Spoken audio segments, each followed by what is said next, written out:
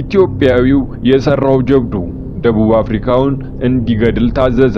እኩለ ሌሊት ሀገር ሰላም ብሎ በተኛበት በመስኮት ገብቶ በገመድ አንቆ እንዲገድለው ተነግሮታል። ቀጣዩ እርምጃ የገደለውን ሰው አስክሬን ፎቶ ማንሳት ነው። ለዚህም የሚሆን ካሜራ ተሰጥቶታል። ይሄን አድርጎ እንደጨረሰ አንድ መኪና በጨለማ ውስጥ ቆሞ ይጠብቀዋል። ሰውየውን ከገደለው በኋላ እዛ መቆየቱ ለደህንነቱ ስለሚያሰጋው መኪናውን ተሳፍሮ ከሀገር ይወጣል። ለዚህ ስራው የተዘጋጀለት 2000 ፓውንድ ነው። ስላመኑት ሂሳቡን የከፈሉት በቅድሚያ ነው። እሱ ሂሳብ በቅድሚያ አላላቸውም። እነርሱ ግን ቀድመን ብንከፍለው ተበረታቶ ስራውን በአግባቡ ይከውናል ብለው ስላመኑ ሙሉውን ክፍያ ቀድመው ሰጥተውታል። ካሜራውን አስታቅፈው ሸኙት። ሌሊት ከስራው በኋላ እዛች መኪና ውስጥ ለመገናኘት ቀጠሮ አላቸው። ይህ ሰው ሻምበል ጉታ ዲንቃ ይባላል። የምዕራብ ሸዋ ሰው ነው። በቀድሞ ስራው የመንግስት ወታደር ነበር። አሁን ይህን ተልእኮ ከፈጸመ በኋላ ግን ከወታደርነት ስራው ይገላገላል። ተልእኮውን ከሰጡት ሰዎች እንደተለያየ 2000 ፓውንዱንና ካሜራውን ይዞ የሄደው ወደሚገደለው ሰው አድራሻ አይደለም፣ ጀነራል ታደሰ ወደ ተባለ አለቃው ቤት እንጂ። ለምን? ይህ የኢትዮጵያዊው ወታደር ሻምበል ጉታ ዲንቃ ታሪክ ነው። የደቡብ አፍሪካ ዜጎች ሲሰሙ የደነገጡበትን አስገራሚ ታሪክ እናንተም እንድትሰሙት ልናጫውታችሁ ነው። ሻምበል ጉታ ደቡብ አፍሪካዊውን ጋዜጠኛ ዴቪድ ማትሶማይ እንዲገድል ነበር ተልእኮ የተሰጠው። ተልእኮውን የሰጡት ደግሞ የደቡብ አፍሪካ መንግስት የላካቸው ደህንነቶች ናቸው። ደህንነቶቹን ሻምበል ጉታ ጋር ያገናኛቸው አብርሃም የተባለ ኤርትራዊ ነው። አብርሃምና ጉታ እስራኤል ባዘጋጀችው አንድ የኮማንዶ ስልጠና ላይ ነው የተዋወቁት። አብርሃም ጉታን ለዚህ ተልእኮ ሲመለምለው ታማኝ መሆኑንም አረጋግጦ ጭምር ነው። ጉታ ምን አደረገ? አስገራሚውን ታሪክ ከመነሻው ጀምረን እስከ ውጤቱ እናጫውታችሁ። አብራችሁን ቆዩ። ዴቪድ ማትሶማይ የተባለውና እንዲሞት የተፈረደበት ደቡብ አፍሪካዊው ጋዜጠኛ እውነተኛ ስሙ አይደለም። ደህንነቶቹ ሊከተሉት እንደሚችሉ ስላሰበ ነበር ስሙን የቀየረው። እነርሱ ግን በሐሰተኛ ስሙ ማነፍንፈው ደረሱበት እንጂ የእርሱ ትክክለኛ ስም ኔልሰን ማንዴላ ነው። ወታደራዊ ስልጠና ለመውሰድ ነበር ወደ አዲስ አበባ የመጣው። የእንግሊዟ ንግስትና የኢትዮጵያው ንጉስ ጥሩ ተግባቦት ስለነበራቸው ተባብረው ማንዴላ በጓደኛው ስም ፓስፖርት ተሰርቶለት ወደ አዲስ አበባ እንዲመጣ አደረጉ።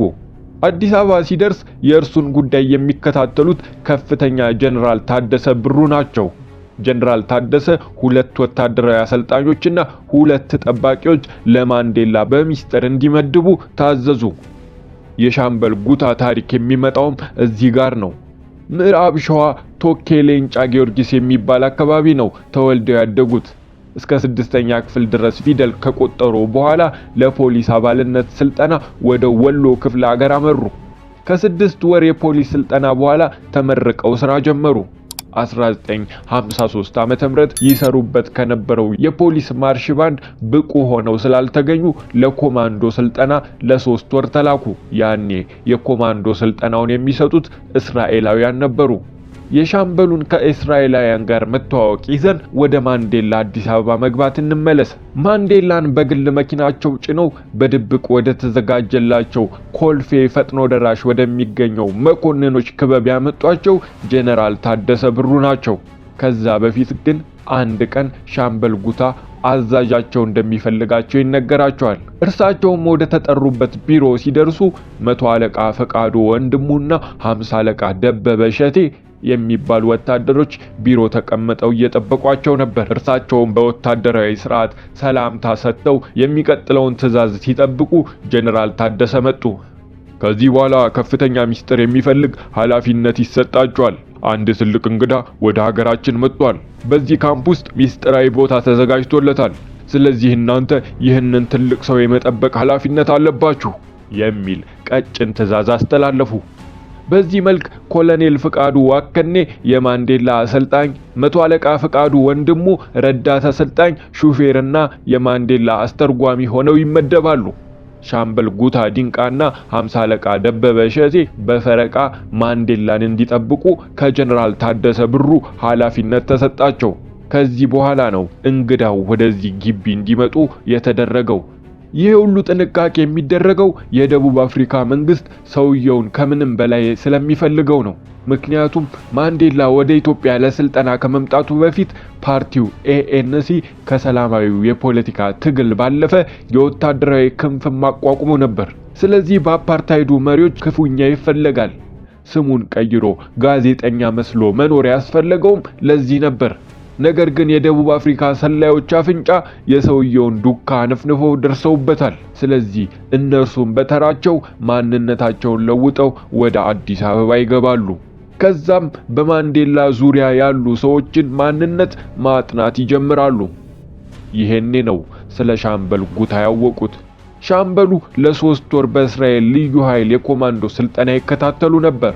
በዚህ ስልጠና ላይ አብርሃም የሚባል ኤርትራዊ ጓደኛ አፍርተዋል። አብርሃምና ጉታ በስልጠናው ላይ በጣም ተቀራርበው የልብ ጓደኛ ሆነዋል። ነገር ግን ሻምበሉ አልገባቸውም እንጂ አብርሃም ለአንድ ተልዕኮ ያጫቸው ነበር። ማንዴላ አዲስ አበባ መኖሩንና የእርሱ ጠባቂ መሆናቸውን በሆነ መንገድ አውቀዋል። አንድ ቀን ፒያሳ ጠርቶ ምሳል ጋብዝህ አለኝ ይላሉ ሻምበል። ያን ቀን ማንዴላን መጠበቅ የእርሳቸው ተራ እንዳልሆነ አብርሃም ያውቅ ነበር። ስለዚህ ጣይቱ ሆቴል ተገናኝተው ጥሩ ምሳ በሉ። ከምሳው በኋላ ከሁለት ሰዎች ጋር አስተዋወቋቸው። አንዱ ነጭ ሲሆን ሁለተኛው ጥቁር ነበር። ከዚህ በኋላ የነበረውን ቆይታ ሻምበል ጉታ እንዳስቀመጡት በቀጥታ እንተርከው። እንግዲህ ጉታ፣ እኔና አንተ ጓደኛሞች ነን። ከዚህ የወታደር ሥራ የሚገላግለን አንድ ነገር ተገኝቷል። ትቀበላለህ ወይ ብሎ ጠየቀኝ። እኔም ሎተሪ ደረሰ ወይ ብዬ ጠየቅኩት። ከዚያ አብርሃም ጉዳዩ ባንተ እጅ ነው፣ ካወቅንበት ማድረግ እንችላለን። ስለዚህ ቃል ግባልኝ አለ። እኔም የምችለው ከሆነ እሺ አልኩት። እንደዚያ ከሆነ የምትጠብቀውን ሰው በመስኮት ገብተህ በተማርከው የኮማንዶ ስልት አንቀህ ትገለዋለህ። ከሞተ በኋላ ሬሳውን 2 ጊዜ ፎቶ ታነሳዋለህ። ለዚህ ደግሞ ካሜራ ይሰጡሃል። ከዚያ በኋላ ከጦር ካምፕ ውጭ አንድ ቦታ በተዘጋጀ መኪና ሌሊት በሞያሌ በኩል አብረን እንወጣለን ብሎ እጅግ የሚያስደነግጥ ነገር ነገረኝ። ሻምበል ጉታ ከድንጋጤያቸው ሲመለሱ ጓደኛዬ ባሉት ሰው ክትትል እየተደረገባቸው እንደነበር ተረዱ። ነገር ግን ደግሞ በሌላ በኩል ይዞላቸው የመጣው ሲሳይ አለ። ማንዴላን በገመድ አንቀው ከገደሉ በኋላ ወደ ፈለጉበት የአውሮፓ ሀገር ሄደው እንዲኖሩ እድል ተሰጥቷቸዋል። ከዚህ በተጨማሪ ደግሞ 2000 ፓውንድ የኪስ ገንዘብ ተመድቦላቸዋል። በፖሊስነታቸው ቀጥለው እድሜ ዘመናቸውን ቢያገለግሉ ይሄን ገንዘብ አይሰሩም። ስለዚህ ከሰዎቹ ጋር ተስማሙ። ሰዎቹም ደስ ብሏቸው ለስራ እንዲበረቱም 2000 ፓውንዱን እዛው ቆጥረው ከአንድ ካሜራ ጋር አስረከቧቸው። ሻምበል ጉታ ብሩንና ካሜራውን ታቅፈው ወደ መርካቶ ከነፉ። መሄድ የነበረባቸው ግን ወደ ኮልፌ ነበር። ምክንያቱም ማንዴላ ያለው ኮልፌ እንጂ መርካቶ አልነበረም። ታዲያ መርካቶ ምን አለ ካላችሁ መልሳችን አለቃቸው ነው። አዎ ያለቃቸው ጀነራል ታደሰ ብሩ ቤት የሚገኘው መርካቶ ነበር። ቀጥሎ የተፈጠረውን ከሻምበሉ አንደበት በቀጥታ እንተርክላችሁ። ያኔ ከፒያሳ እስከ መርካቶ የሚሄደው በጋሪ ስለነበር ጋሪ ይዤ ከዚያ ደግሞ በእግሬ በፍጥነት ወደ ጀነራል ታደሰ ቤት ነው ያመራሁት። ከዚያ ለኔልሰን ማንዴላ የግድያ ሴራ እንደተዘጋጀና እኔም ተስማምቼ እንደመጣው ነገርኳቸው። ጀነራል ታደሰ ሊያምኑኝ አልቻሉም። ኔልሰን ማንዴላ እዚህ መኖሩን በምን አወቁ የሚለው ጥያቄ ሆነባቸዋል መሰለኝ። ነገ ማታ እርሱን ገድዬ በተዘጋጀ መኪና በሞያሌ በኩል ለመውጣት እቅድ እንደያዝንና የምንገናኝበት ቦታ ደግሞ ከጦር ካምፑ 500 ሜትር ርቀት ላይ በሚገኘው ጫካ ውስጥ መሆኑን ነገርኳቸው። ዝርዝሩን ሲሰሙ ጀነራል ታደሰ ሻምበል ጉታን አመኗቸው። ስለዚህ ሚስጥራዊ ኦፕሬሽን ለማካሄድ ሁለቱን የማንዴላ አሰልጣኞችና ጠባቂዎችን ወዲያው ሰበሰቡ። ከዚያም እቅድ አወጡ። እቅዳቸውም ፈቃደ ወንድሙና ደበበ ሸቴ በተባለው ቦታ ቀድመው በመገኘት በደፈጣ እንዲጠብቁ፣ ሌሎች 2 ወታደሮች ደግሞ ሻምበል ጉታ ዲንቃን የተያዙ አስመስለው እጃቸውን በካቴና በማሰር ቀጥታ ሰዎች ወደሚጠብቁት ቦታ እንዲወስዳቸው ነው። ከዚህ ተልእኮ በፊት ኤርትራዊው አብርሃም ሻምበሉን ከመርካቶ ሲመለሱ አግኝቶ ሐሳብን እንደማትቀይር ቤተክርስቲያን ሄደን ማልልኝ ብለዋቸው ነበር። ቅዱስ ጳውሎስ ቤተክርስቲያን ሄደውም ሐሳባቸውን እንደማይቀይሩ ማሉለት። በሆዳቸው ግና በሐሰት ስለማልኩ ማረኝ የሚል ጸሎት አድርሰው ነበር። በማግስቱ ማንዴላ እንዲገደል በታቀደበት ቀን የጀነራል ታደሰ ኦፕሬሽን ተካሄደ። የደቡብ አፍሪካ መንግስት ተላላኪዎች በቁጥጥር ስር ዋሉ። ሻምበል ጉታ አስያዘን እንዳይሉ ያን ቀን አብረዋቸው ታሰሩ። ማንዴላም ከሞት ተረፈ።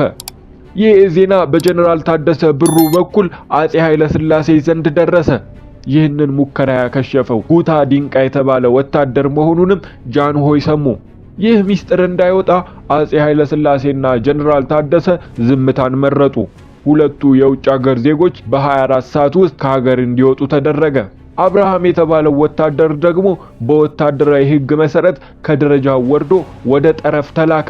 ሻምበል ጉታ ዲንቁም ለዋሉት ውለታ ላበረከቱት አስተዋጽኦ የማዕረግ እድገት ቢሰጣቸው የግድያ ሴራው ወሬ ሌሎች ጆሮ ይደርሳል፣ ጥያቄዎችም ሊነሱ ይችላሉ በሚል ካለ ሽልማት ታለፉ። አለቃቸው ጀነራል ታደሰ ግን አድንቀው 250 የኢትዮጵያ ብር ሸለሟቸው። 2000 ፓውንድ ትተው 250 ብር የተሸለሙት ሻምበል ጉታ እጅግ በጣም ደስተኛ ነበሩ። ምክንያቱም ያተረፉት እምነትን ነው። እምነት ደግሞ ከሁሉ ይበልጣል። ጊዜውን ሲያስታውሱ እንዲህ ይላሉ። ያኔ ብሩን ወስጄ የፈለኩት ሀገር ሄጄ መማር እችል ነበር። ግን ማንዴላን በጣም እወደዋለሁ። ማንዴላ ለነጻነት ስለሚታገል እኛም ያኔ ሜጫና ቱለማ ውስጥ ስለ ነጻነት አንዳንድ ነገር እንፈልግ ነበር። ሌላ ደግሞ አዛዤ በጣም ይወደኛል። አምኖኝ ይህንን ስራ ሰጠኝ። ጀነራል ታደሰ ደግሞ መጀመሪያ ለዚህ ስራ ሲመድቡኝ የመከሩኝ ነገር ልቤን አሸነፈው። ያኔ ዛሬ የምትጠብቁት ሰው ትልቅ ሰው ነው፣ አንድ ቀን ስለ እርሱ አውቃችሁ እርሱን በመጠበቃችሁ ትኮራላችሁ ብለውን ነበር። እኔም ማንዴላን ገድዬ የሀገሬን ስም ማስጠፋት አልፈለኩም። አለቃዬም ጠርተውኝ አንተ ታሪክ ነው የሰራኸው አሉኝ። ድሮም አንተን አውቃለሁ፣ አንተ ጀግና ነህ። አሁን ደግሞ ከልጆቼ መካከል እንደ አንዱ ነው የማይህ በማለት ከኪሳቸው ውስጥ 250 ብር አውጥተው ሸለሙኝ። ያኔ ጀነራል ታደሰ ብሩ አባታቸው በጦር ሜዳ የሞቱ ልጆችን የሚያሳድግ ድርጅት ኃላፊ ነበሩ። ወይዘሮ ውዴ የምትባል ስራ አስኪያጅ ነበረች። ጀነራል ታደሰ 2000 ፓውንዱን መንዝረው አንድ ሳያስቀሩ ለድርጅቱ እንዲውል በማለት ለእርሷ ነበር ያስረከቡት። ካሜራውን ግን የት እንዳስቀመጡት አላውቅም። በዚህ መንገድ የአስገራሚ ታሪክ ተጠናቀቀ። ከሞት የተረፈው ማንዴላም ከኢትዮጵያ መንግስት የዲፕሎማቲክ ፓስፖርት ተሰጥቶት ወደ ተለያዩ የዓለም ሀገሮች እየዞረ ድጋፍ ሰበሰበ። ወደ ሀገሩም ተመልሶ የአፓርታይድ መንግስትን ገልብጦ ANC የተባለውን ፓርቲ አነገሰ። ጥቁሮች ነፃ ወጡ ተባለ።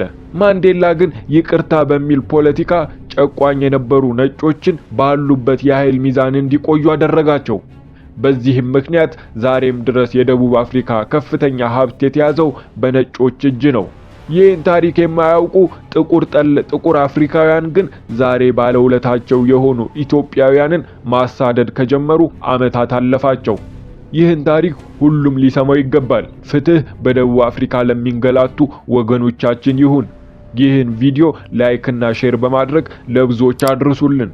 ቻናላችንን ሰብስክራይብ አድርገው እንዲህ አይነት ልዩ ታሪኮችን በየዕለቱ ይኮምኩሙ። አዲስ አገልግሎት ነን።